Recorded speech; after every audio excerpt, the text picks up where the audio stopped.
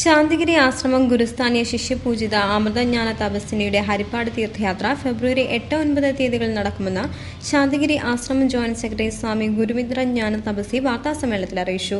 ജനനി 2005 ശേഷം ആദ്യമായിട്ട് ആലപ്പുഴ ജില്ല സന്ദർശിക്കുകയും ആ സന്ദർശനത്തോടനുബന്ധിച്ച് തന്നെ ഹരിപ്പാട് ആശ്രമത്തിന് നേരത്തെ ഉണ്ടായിരുന്ന ഒരു സ്ഥലത്ത് ഒരു ആശ്രമം സ്ഥാപിക്കുവാനുള്ള ശിലാസ്ഥാപനം നിർവഹിക്കുകയും ചെയ്യുന്നു. അപ്പോൾ അതോടൊപ്പം ഈ കാര്യങ്ങളെല്ലാം നാട്ടിലേക്ക് പ്രചരിപ്പിക്കുന്നതിൻ്റെ ഭാഗമായിട്ട് ആഭ്യന്തരമന്ത്രിയെ പങ്കെടുപ്പിച്ചുകൊണ്ട് ഒരു പൊതുസമ്മേളനം, ആ സമ്മേളനം അദ്ദേഹമാണ് അത് ഉദ്ഘാടനം ചെയ്യുന്നത്. കൂടാതെ നമ്മുടെ ഒരു അറിവിൽപ്പെട്ട ഒട്ടനവധി ആളുകളെ അതിൽ പങ്കെടുപ്പിക്കുവാനുള്ളൊരു ശ്രമവും നടത്തിയിട്ടുണ്ട്. 8-ാം തീയതി രാവിലെ ഹരിപ്പാട് ശാന്തിഗിരി ആശ്രമം ബ്രാഞ്ചിൽ എത്തിച്ചേരുന്ന ശിഷ്യപൂജിതയ്ക്ക് വൻ വരവേൽപ്പ് നൽകും.